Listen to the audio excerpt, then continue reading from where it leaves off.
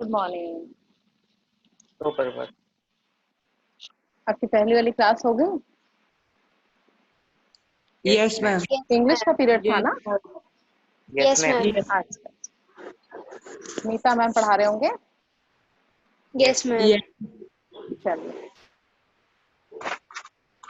मैं आपको सैटरडे को हमने जो है ना एक पीरियड पढ़ा था, वो था मेरा छोटा सा निजी पुस्तकालय। हरवीर भारती जी की लिखी हुई आत्मकथा है कि जब वो बीमार हुए थे, है ना, उस समय जब उनको घर लाया गया तो उन्होंने क्या कहा कि नहीं, मैं तो कहाँ रहूंगा, लाइब्रेरी के बीच में, ठीक है, लाइब्रेरी में मेरा अलग कमरा मुझे ना दिया जाए। तो वो अपनी बता रहे हैं कि उनका अपना निजी पुस्तकालय के बारे में बता रहे हैं कि कैसे उनका एक निजी पुस्तकालय धीरे धीरे बना। ठीक है, इससे पता आप लोग ये प्रेरणा ले सकते हैं कि अभी जैसे आपके पास थोड़ी बहुत बुक्स होंगी और किसी को पढ़ने का शौक है तो आप बुक खरीदेंगे, तो अपना एक छोटा सा आप लाइब्रेरी जो है वो आप बना सकते हैं। ठीक है, तो उन्होंने कहा कि मेरी प्रिय पुस्तक थी स्वामी दयानंद की एक जीवनी, रोचक शैली में लिखी हुई, है ना। स्वामी दयानंद की आप पढ़िए, आपको स्कूल में मैंने देखा जो आपको बुक्स मिलती है ना, ये कौन सब अखिल भारती कौन देते हैं आप लोगों को, फर्स्ट सेकंड थर्ड जो स्टूडेंट आते हैं, तो उसमें विद्यार्थी परिषद नहीं है, भारत विकास वाले, तो वो देते हैं, तो वो बहुत सी महापुरुषों की वो किताबें देते हैं, मैंने देखा। तो उसमें महापुरुषों की, अनेक महापुरुषों की उनकी किताबें होती है, विवेकानंद जी की भी मैंने पढ़ी हुई है। आप लोग पढ़ना अगर आपको मिल जाए तो, ठीक है। स्वामी दयानंद सरस्वती की आप पढ़ा जी, तो वो उन्होंने उसको पढ़ा, बड़े रोचक शैली में वो लिखी हुई थी, अनेक चित्रों से सुसज्जित। तो जो चित्रों, जिस किताबों में चित्र ज्यादा होते हैं ना, वो बच्चों को पढ़ने में भी अच्छे लगते हैं, बच्चों को क्या बड़ों को भी अच्छे लगते हैं, रोचक लगते हैं। वे तत्कालीन पाखंडों के विरुद्ध अदम्य साहस दिखाने वाले अद्भुत व्यक्तित्व थे। जो दयानंद सरस्वती जी थे, वो तत्कालीन उस समय जो पाखंड थे, पाखंड जो ढकोसला दिखावा जो था, उसके विरुद्ध अदम्य अदम्य साहस, मतलब ऐसा साहस था उनमें कि वो किसी भी परिस्थिति में वो साहस दब नहीं सकता था, दबाया नहीं जा सकता था। तो वो ऐसे एक व्यक्तित्व थे, है ना, पर्सनालिटी थे। कितनी ही रोचक घटनाएं थी उनके जीवन की जो मुझे बहुत प्रभावित करती थी। मैं इसलिए आपको बार बार बोल रही हूँ कि पता, ऐसे समय में जैसे अभी इतनी विकट स्थिति है, आने वाले समय में बहुत विकट स्थितियां आएंगी। अभी तो हम लोगों ने एक ही मतलब फेज को हम लोगों ने फेस किया है ना। आगे अनेक ऐसी, मतलब जैसे बोल रहे हैं कि अनेक महामारियां आएंगी, ठीक है, और फिर दिन पर दिन जो है जीवन बहुत टफ हो गया, बहुत कठिन हो गया। मेरी आवाज सुनाई दे रही है आप लोगों को? आवाज आ रही है? समझ में आ रहा यस है? मैम। तो इतना कठिन जीवन हो गया, तो यस मैम। ऐसे समय में जीवन अगर हम अच्छी तरह से देखो, दिखावों में कुछ नहीं रखा, ढकोसलों में कुछ नहीं रखा, आज मेरे घर बंगला है, गाड़ी है, ये है, वो है, ये मेरा ध्येय नहीं होना चाहिए। अभी तो तुम लोग छोटे हो, शायद इस चीज को समझोगे नहीं, लेकिन अभी पता क्या था, इस समय इंसान इतना आपाधापी, इतना दौड़ भाग कर रहा था। हम लोग तो छोटे शहरों में रहते हैं, लेकिन फिर भी देखते हैं कितना दिखावा है। आज घर में बहुत ही सुख सुविधाएं हैं, हम लोग एक लेते हैं, दूसरी हम लोग लेना चाहते हैं, भाई, है ना, घर में एक से एक भौतिक सुख सुविधाएं हैं। इंसान इतना तेजी से भाग रहा था, पैसा ही उसके लिए सब कुछ था। अचानक एक महामारी आई और उसने सबको रोक दिया। तो इस समय क्या चीज काम आई? पैसा काम नहीं आया। आपके क्या काम आया? आपके मिलनसारता काम हुई, आपके फैमिली, आप एक जगह, आप परिवार बैठे रहे, है ना, और सबको एक दूसरे से मेंटल सपोर्ट मिलता रहा, है ना। तो कहने का अर्थ ये है कि पैसा ही या दिखावा ही सब कुछ नहीं होता है। क्या होना चाहिए? आपस में मेल जोल होना चाहिए, एकता होनी चाहिए, है ना, और आपको मेंटल और फिजिकल फिट भी होना चाहिए, आपको मानसिक रूप से बहुत सुदृढ़ होना चाहिए, है ना। क्यों? क्योंकि अभी तो आप लोग छोटे हैं, अभी तो आप 9th क्लास में हैं, धीरे धीरे बड़े होंगे, ऐसी पता नहीं कितनी महामारियां आएंगी, है ना। और ऐसे समय इससे निपटने के लिए क्या होना जरूरी है? आपको मानसिक रूप से सशक्त होना बहुत जरूरी है। तो ऐसे समय इसके लिए क्या काम आती है? हम महापुरुषों की जीवनियां पढ़ें, हम महापुरुषों के बारे में पढ़ें, वो हमें प्रेरणा देती है, ठीक है, कठिन दौर से लड़ने की। क्योंकि जो भी महापुरुष हुए हैं वो चांदी की चम्मच लेके थोड़ी पैदा हुए, है ना, उन्होंने अथक परिश्रम किया है। और आज हमारे प्रधानमंत्री मोदी जी हैं, ठीक है, मैं उनके सपोर्टर हूँ, मैं ये नहीं कहती सब लोग इस बात से, आप लोग, है ना, मेरी बात से मतलब आप करें, इत्तेफाक रखें। लेकिन जैसे कि हम देखते हैं कितने कम समय की वो नींद देते हैं, देश में एक से एक जो है विकट परिस्थितियां आ रही हैं, उसको कितने अच्छी तरह से वो फेस कर रहे हैं। हम लोग को लग रहा है कि नहीं वो कुछ नहीं कर रहे, लेकिन ऐसा नहीं है। तो इन सब चीजों के पीछे क्या है? उनका अथक परिश्रम है, स्टेप बाय स्टेप वो चढ़े, आध्यात्म से जुड़े, ठीक है ना, स्पिरिचुअल एक्टिविटी से, है ना, थोड़ा बोलने में मुझे प्रॉब्लम आ रही है, तो उससे वो है ना जुड़े, आध्यात्मिकता से जुड़े। इसलिए क्या है कि वो आज जो है कितनी कठिन परिस्थिति, 3 घंटे की नींद लेते हैं और पूरे देश की कितनी समस्याएं हैं उनको सुलझाते हैं। बहुत से लोग इनके विरोधी भी हैं, लेकिन ऐसा नहीं है। तो हम जब आध्यात्म से जुड़ते हैं, हम अच्छे काम करते हैं, महापुरुषों के बारे में जब हम पढ़ते हैं तो उनसे हमें प्रेरणा मिलती है। तो ऐसे ही हमारे यहाँ एक व्यक्तित्व है, रहे हैं दयानंद सरस्वती जी। तो उनकी कितनी ही रोचक घटनाएं थी उनके जीवन की, जो मुझे बहुत प्रभावित करती थी। चूहे को भगवान का भोग खाते देखकर मान लेना कि प्रतिमाएं भगवान नहीं होती, घर छोड़कर भाग जाना। मतलब उन्होंने क्या किया, चूहे को भगवान का भोग लगाते हुए देखा और ये मान लिया कि भगवान जो है वो प्रतिमाएं जो है वो भगवान नहीं होती है, घर छोड़कर भाग जाना। तमाम तीर्थों, जंगलों, गुफाओं, हिम शिखरों पर साधुओं के बीच घूमना और हर जगह इनकी तलाश करना कि भगवान क्या है। आज भी बहुत से लोग हैं, हम भी प्रश्न करते हैं कि ईश्वर क्या है, ठीक है, सत्य क्या है। जो कि समाज विरोधी, मनुष्य विरोधी मूल्य है, रूढ़ियां हैं, उनका खंडन करना। मतलब जो भी ऐसी बातें हैं समाज के विरोध में है, जो मनुष्य के विरोध में है, ऐसी रूढ़ियां जो है उनका खंडन करना। रूढ़ियां किसको कहते हैं?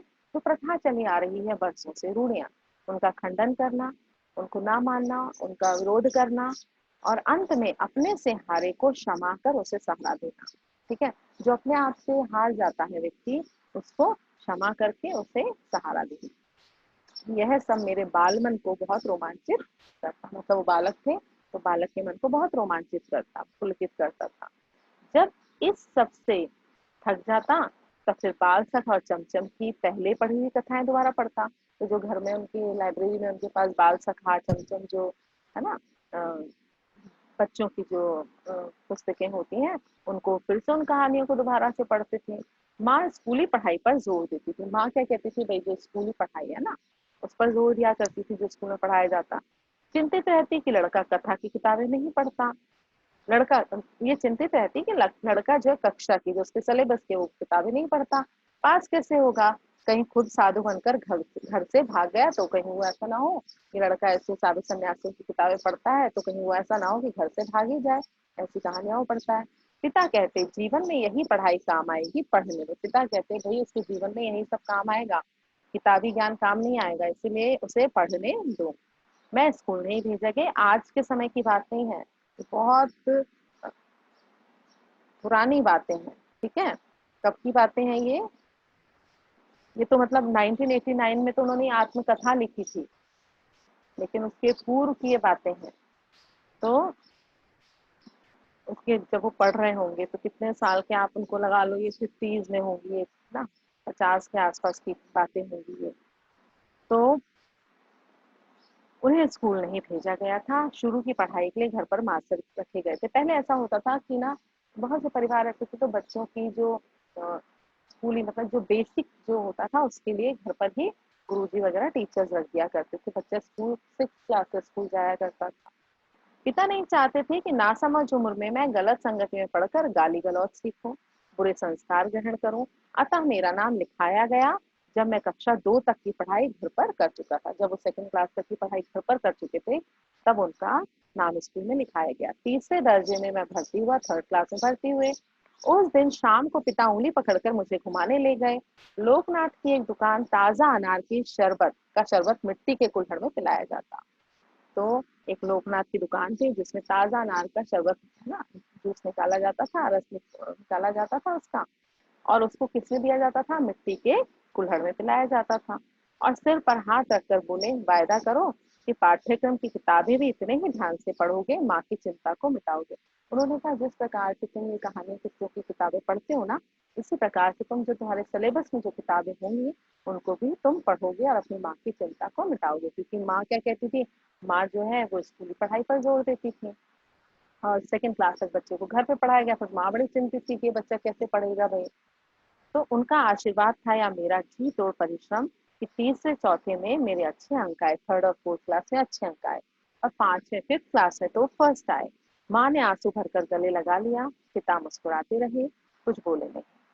चूंकि अंग्रेजी में मेरे सबसे ज्यादा नंबर थे, अतः स्कूल से पुरस्कार में 2 अंग्रेजी किताबें मिली थी।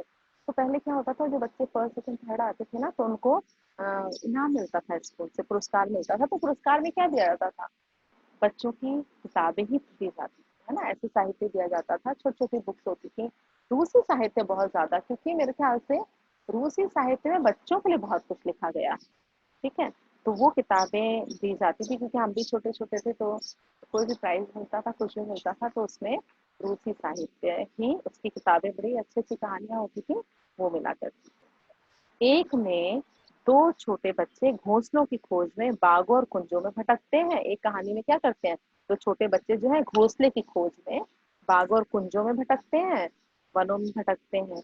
इस बहाने पक्षियों की जातियों, उनकी बोलियों, उनकी आदतों की जानकारी उन्हें मिलती है। मतलब किताबों में क्या दिया जाता है, एक ऐसी कहानी दी जाती है जिसमें कि बच्चे बागों में भटक रहे हैं, किसके, घोंसलों की खोज में।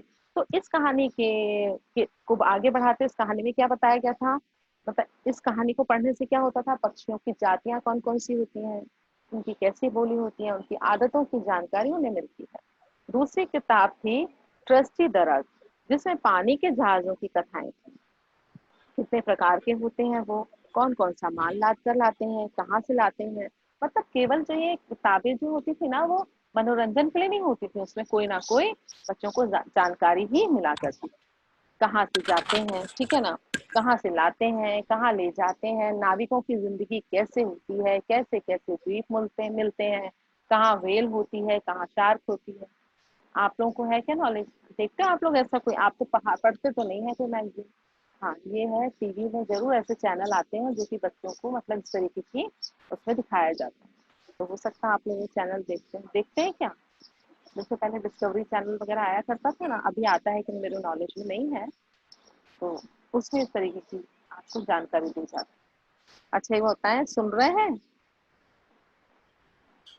Yes ma'am. Yes, ma'am. Yes. समझ में आ रहा है, Yes, ma'am.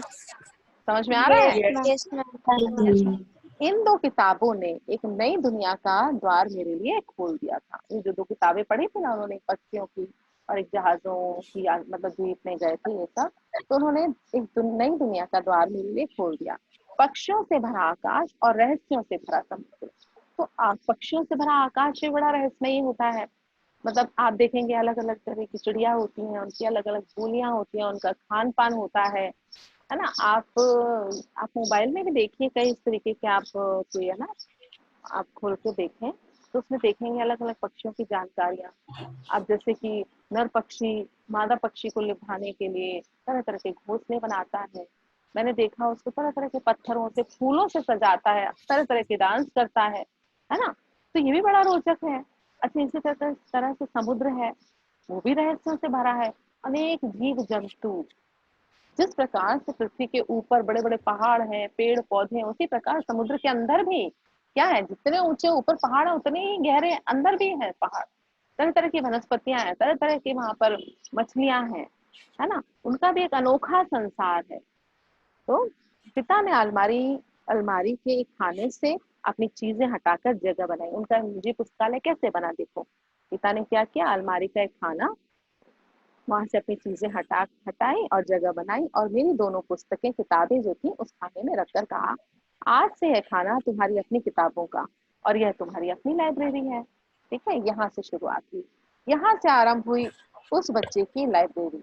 बच्चा किशोर हुआ, और स्कूल से कॉलेज, कॉलेज से यूनिवर्सिटी गया, डॉक्टरेट हासिल की, यूनिवर्सिटी में अध्यापन किया, मतलब पढ़ाया, और अध्यापन छोड़कर इलाहाबाद से बम्बई आया, संपादन किया। मैंने कहा ना, धर्मवीर भारती का मुझे ध्यान आ रहा है, हम लोग छोटे थे तो इतना बड़ा, मतलब जैसे न्यूज़पेपर के साइज की एक मैगजीन आया करती थी। एक तो होता था धर्मयुग, और एक था साप्ताहिक हिंदुस्तान, है ना। तो उसमें भी बच्चों की बहुत सी कहानियां और इस तरीके की, पाक्षिक 15 दिन में एक बार, जहां तक मुझे ध्यान आ रहा है, ये आया करता था। तो उन्होंने संपादन किया, उसी अनुपात में अपनी लाइब्रेरी का विस्तार करता गया। तो जैसे जैसे वो बढ़ते गए फिर स्कूल से कॉलेज, कॉलेज से यूनिवर्सिटी, फिर डॉक्टरेट, फिर ऐसे यूनिवर्सिटी, है ना। तो आगे बढ़ते गए, अध्यापक पढ़ाया, तो धीरे धीरे उनकी लाइब्रेरी का भी विस्तार होता गया। पर आप पूछ सकते हैं कि किताबें पढ़ने का शौक तो ठीक, किताबें इकट्ठी करने की सनक क्यों सवार हुई? नेचुरली देखो, जिसको किताबें पढ़ने का शौक होगा उसे किताबें इकट्ठी करने की भी सनक सवार होगी। इसका कारण था, इसका कारण भी बचपन का एक अनुभव है। इलाहाबाद भारत के प्रख्यात शिक्षा केंद्रों में से एक रहा है। इलाहाबाद, जिसको प्रयागराज कहते हैं, वो भारत के प्रख्यात मतलब प्रसिद्ध शिक्षा केंद्रों में से एक रहा है। पता, इलाहाबाद की यूनिवर्सिटी जो है, इतनी बड़ी यूनिवर्सिटी है कि आपको एक ब्लॉक से दूसरे ब्लॉक, यानी कि एक विभाग से दूसरे विभाग में जाने के लिए आपको रिक्शा की जरूरत पड़ती है, मालूम है। इतनी बड़ी लाइब्रेरी है इलाहाबाद की, मतलब यूनिवर्सिटी की लाइब्रेरी बता रही हूँ, यूनिवर्सिटी, सॉरी, लाइब्रेरी नहीं, यूनिवर्सिटी इलाहाबाद की इतनी बड़ी है। तो इलाहाबाद भारत के प्रख्यात शिक्षा केंद्रों में से एक रहा है। ईस्ट इंडिया द्वारा स्थापित पब्लिक लाइब्रेरी से लेकर महामना मदन मोहन मालवीय द्वारा स्थापित भारतीय भवन तक विश्वविद्यालय की लाइब्रेरी तथा अनेक कॉलेजों की लाइब्रेरियां तो हैं ही। लगभग हर मोहल्ले में एक अलग लाइब्रेरी। पता पहले क्या होता था, शहर में ही मतलब 3-4 लाइब्रेरियां तो होती थी, और बच्चे लाइब्रेरी में स्वाध्ययन के लिए जाया करते थे। अब तो हम लोगों को पता नहीं है कि हमारे शहर में कहाँ लाइब्रेरी है। एक अजमेर में है मेरे ख्याल से आर्य समाज की लाइब्रेरी, वो तो मुझे पता है। एक गांधी भवन में सुना करती हूँ मैं कि गांधी भवन में एक लाइब्रेरी हुआ करती थी। तो पहले ऐसे शहरों में भी लाइब्रेरी होती थी। तो जो विद्वान है, जिनको पढ़ने की जिज्ञासा होती है, जानने की जिज्ञासा होती है, वो सब लाइब्रेरी में, बच्चे भी लाइब्रेरी में जाकर के पढ़ा करते थे। तो विश्वविद्यालय की लाइब्रेरी तथा अन्य कॉलेजों की लाइब्रेरियां तो हैं ही। लगभग हर मोहल्ले में एक अलग लाइब्रेरी। वहाँ हाई कोर्ट है, इलाहाबाद का बता रहे हैं, अतः वकीलों की निजी लाइब्रेरियां हैं, अध्यापकों की निजी लाइब्रेरियां हैं। अपनी लाइब्रेरी वैसी कभी होगी, यह तो स्वप्न में भी नहीं सोच सकता था। मैंने सोचा, वो कह रहे हैं कि ऐसी मेरी भी अपनी एक लाइब्रेरी होगी, मैंने कभी सपने में भी नहीं सोचा था। पर अपने मोहल्ले में एक लाइब्रेरी थी, हरि भवन। स्कूल से छुट्टी मिली कि मैं उसमें जाकर जम जाता था। पिता दिवंगत हो चुके थे, पिता उनके मृत्यु को प्राप्त हो गए थे।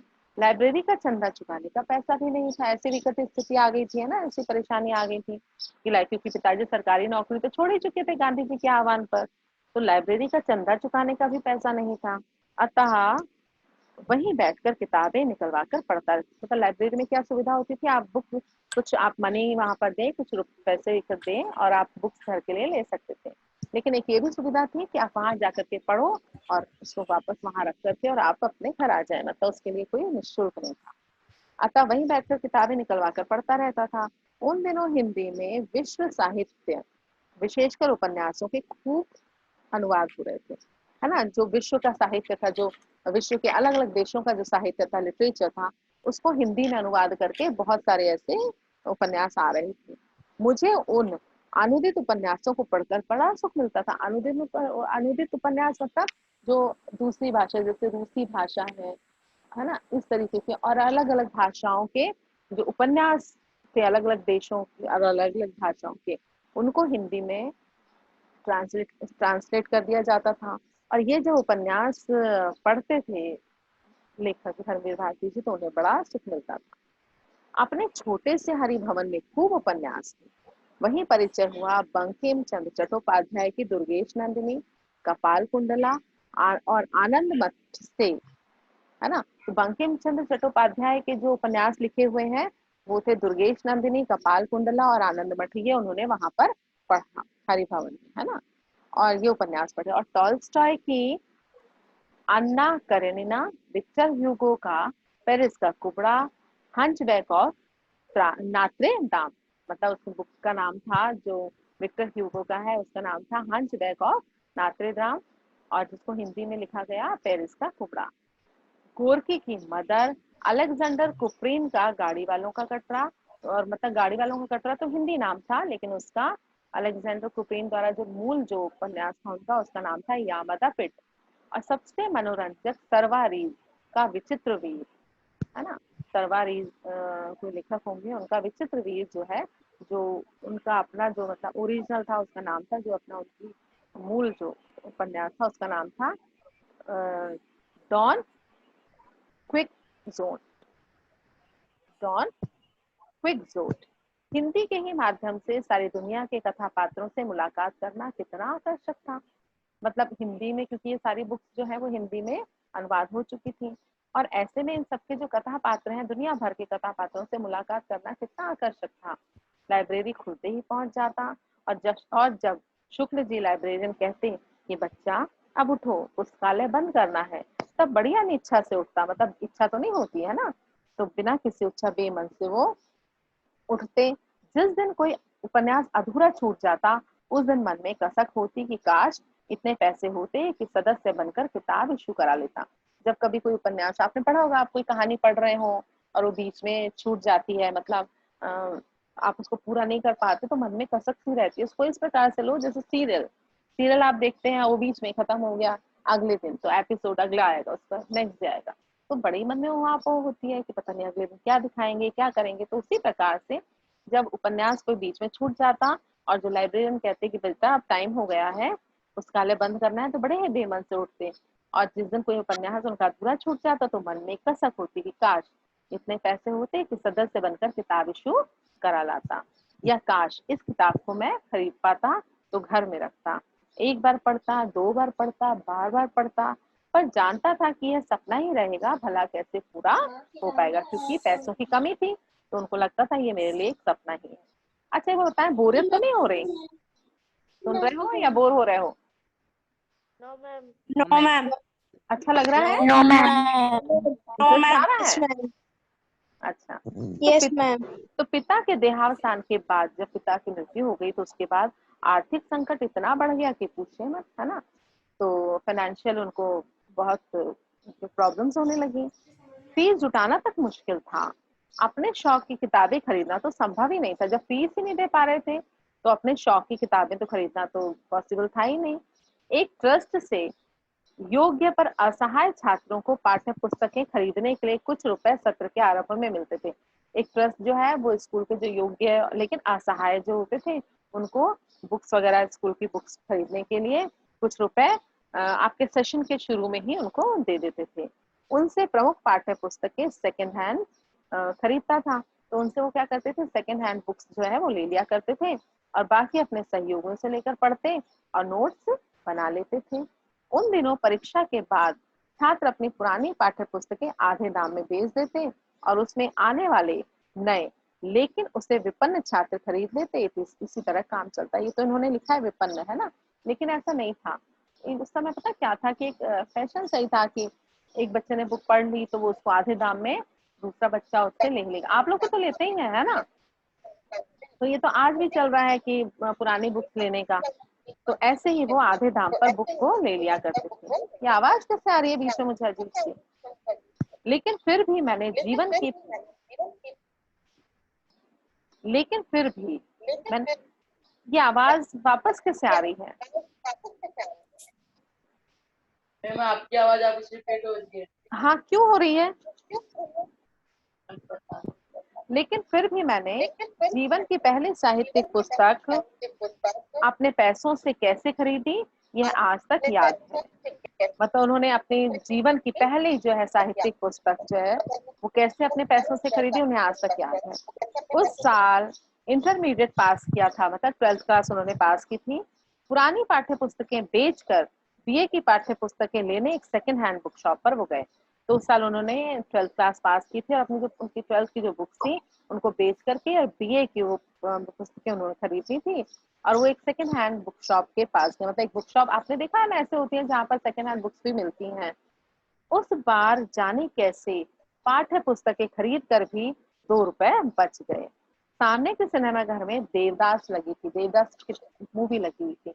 ये अभी वाली देवदास नहीं, जो अभी ये ऐश्वर्या रॉय वाली नहीं, उसके पहले एक पुरानी देवदास आई थी, है ना, वो देवदास लगी हुई थी, न्यू थिएटर्स वाला। बहुत चर्चा थी उसकी। लेकिन मेरी माँ को सिनेमा देखना बिल्कुल नापसंद था। पहले तो सिनेमा देखना बहुत अच्छा थोड़ी माना जाता था। बच्चे क्या करते थे, छुप छुप के स्कूल से बंक करके, कॉलेज से बंक करके फिर मतलब सिनेमा देखने जाते थे, क्योंकि घर में अलाउड नहीं था सिनेमा देखना। तो उसकी माँ को बिल्कुल ऐसा माना जाता था जो बिगड़ैल बच्चे हैं या सिनेमा देखने से बच्चे बिगड़ जाएंगे, इसलिए नहीं देखने दिया जाता था। क्योंकि उन्हें बिल्कुल नापसंद था, उसी से बच्चे बिगड़ते हैं। लेकिन उसके गाने सिनेमा गृह के बाहर बजते थे। पता, अब आजकल तो क्या कोई मूवी लगी है तो उसका नाम बड़े बड़े पोस्टर्स लगे होते हैं, हम उसको देख के पता लगा लेते हैं। पहले क्या होता था, सिनेमा घर में जो मूवी लगी होती थी उसके गाने सिनेमा घर के बाहर बजते थे। वो कारण इसलिए लोगों को आकर्षित करने के लिए बजते होंगे, है ना। तो वो जो गाने हैं वो सिनेमा गृह के बाहर बजते थे, गृह के बाहर बजते थे। उसमें सहगल का एक गाना था, दुख के दिन अब बीतत नाही। सहगल एक बहुत पुराने गायक हुए हैं, है ना, और अपने समय के बड़े मशहूर थे वो। आप लोगों को तो उनके बारे में पता नहीं है, आप यूट्यूब वगैरह में जाना, उसको सर्च करना सहगल जी को, फिर उनके गाने सुनना। आप लोगों को तो शायद थोड़े बोर लगेंगे क्योंकि बहुत धीरे और थोड़ा सा उसका टोन थोड़ा सा अलग रहता है, लेकिन जो वास्तव में जो संगीत प्रेमी होते हैं वो इनको पसंद करते हैं। तो उसमें एक सहगल का एक गाना था, सुनना जरा, है ना, सहगल का गाना सुना था कि आपको भी तो पता होना चाहिए कि वो कैसे गाते थे। तो दुख के दिन अब बीतत नहीं, सुनेंगे क्या, सुनेंगे? Yes ma'am. यस सुनना, मैम। यस। यूट्यूब या गूगल जिस पे आप सर्च करते हो उसमें सहगल के गाने आप सुनना। हालांकि है के.एल. सहगल उनका पूरा नाम था, मेरे ख्याल से कन्हैया लाल सहगल था। तो आप लोग को पसंद है कन्हैया लाल सहगल, के.एल. सहगल, के.एल. सहगल। आप तो सहगल के नाम से भी सर्च करोगे ना तो आपको मिलेंगे, है ना। और हालांकि मैं जानती हूँ कि आप लोगों को पसंद नहीं आएंगे वो, क्योंकि बड़े स्लो, है ना, अलग से, लेकिन फिर भी सुनना तो सही कि कैसे होते थे। तो उनका एक गाना था, दुख के दिन अब बीतत नाही। आजकल के जैसे थोड़े गाने, आजकल तो गाने में कोई मीनिंग ही नहीं है। पहले जो गाने हुआ करते थे उनके तो अर्थ होते थे। अरे लोग तो जो है सुन सुन के गाने रोने लगते थे, मतलब इतने हार्ट टचिंग मर्म स्पर्शी गाने। और आजकल तो ना गानों का ओर है ना कोई शोर है, समझ नहीं आ रहा क्या गाने हैं। तो उससे वो अक्सर, क्योंकि वो खुद प्रॉब्लम में थे, इसलिए वो सहगल के उस गाने को गुनगुनाया करते थे कि दुख के दिन अब बीतत नहीं, कि मतलब इतना अच्छा इतना अपार दुख है कि वो दिन बीतते नहीं। कभी कभी गुनगुनाते और आंखों में आंसू आ जाते थे। कभी कभी वो इस गाने को गुनगुनाया करते थे और उनकी आंखों में आंसू आ जाया करते थे। एक दिन माँ ने सुना, माँ का दिल तो आखिर माँ का ही होता है। एक दिन वो बोली कि दुख के दिन बीत जाएंगे बेटा, दिल इतना छोटा क्यों करता है। क्योंकि जब इंसान विपत्ति में होता है वो गाने गाया करते थे कि ना, दुख के दिन अब बीतत नहीं। माँ सुनती, माँ बहुत परेशान होती, माँ का दिल रोने लगता। तो माँ कहती बेटा दुख के दिन भी बीत जाएंगे, अपना दिल इतना छोटा मत कर और धीरज से काम लो। जब उन्हें मालूम हुआ कि यह तो फिल्म देवदास का गाना है, तो सिनेमा की घोर विरोधी माँ ने कहा, अपना मन क्यों मारता है, जाकर पिक्चर देखा। और जब माँ को पता चला कि ये गाना तो देवदास मूवी का है, फिल्म का है ना, तब जो घोर विरोधी माँ, फिल्मों की घोर विरोधी थी माँ, उन्होंने अपने बेटे से कहा कि तू अपना मन मत मार और जाकर पिक्चर देखा, पैसे मैं दे दूंगी। मैंने माँ को बताया कि किताबें बेचकर मेरे पास दो पैसे 2 रुपए बचे हैं। वे 2 रुपए लेकर माँ की सहमति से फिल्म देखने गया। पहला शो छूटने में देर थी। पास में अपने परिचित की किताब की दुकान थी, वहीं चक्कर लगाने लगा। पास में वो मूवी देखने गए, मूवी अभी दूसरा शो में थोड़ा टाइम था, तो वो अपने परिचित की एक दुकान पर चले गए और वहां पर उन्होंने एक पुस्तक रखी थी, देवदास, और लेखक थे शरद चंद्र चट्टोपाध्याय। और जो ये मूवी थी देवदास, वो भी किसकी लिखी हुई थी, शरद चंद्र चट्टोपाध्याय के उपन्यास पे ही देवदास बनी थी। दाम केवल 1 रुपया था, उनके पास 2 रुपए थे, और दाम और उनके मतलब इस किताब का जो मूल्य था वो केवल 1 रुपया था। मैंने पुस्तक को उठाकर उल्टी पलटी तो पुस्तक विक्रेता बोला, तुम तो विद्यार्थी हो, यही अपनी पुरानी पुस्तकें तुम बेचते हो, तुम हमारे बड़े पुराने ग्राहक हो, तुमसे अपना कमीशन नहीं लूंगा, केवल 10 आने में यह किताब दे दूंगा। ठीक है, उन्होंने कहा केवल 10 आने में मैं ये दे दूंगा। तो मेरा मन पलट गया, कौन देखे 1.5 रुपए में पिक्चर, 10 आने में देवदास खरीदी और जल्दी जल्दी घर लौट आया। और 2 रुपए में से बचे हुआ 1 रुपया और 6 आना माँ के हाथ में। तुम लोगों को तो पता ही नहीं है 2 आना 6 आना, ये मालूम है? नहीं मालूम? तो नो मैम। है ना, नहीं नो पता। मैम। हाँ भाई, 4 नो आना, मैम। 25 पैसा 4 आना, है ना। 25 पैसा देखा है, 25 पैसे का सिक्का देखा है? No ma'am. अरे छोटा सा होता है ना, नो मैम। उसको हम उसको 4 आना मैम कहते देखा हैं। है। मैम देखा देखा है है। ना? हाँ, देखा है। और देखो मेरे को दिखेगा कहीं घर में रखा हो तो मैं आपको दिखाऊंगी। और 50 पैसे यानी कि 8 आना, ठीक है। और हाँ, तो उन्होंने क्या कहा कि 2 रुपए में से बचे हुए 1 रुपए और 6 आना माँ के हाथ में रख दिए। बेटा टाइम हो गया है अब आपका, है ना, दूसरी क्लास आपकी लगेगी, आज के लिए इतना ही काफी। कल हम ये देखेंगे और साथ ही साथ ये हो जाएगा तो हम क्वेश्चन आंसर्स भी कल इसके पढ़ेंगे, ठीक है। चलिए तब तक के लिए आप अपना पढ़ाई करिए, चलिए बाय।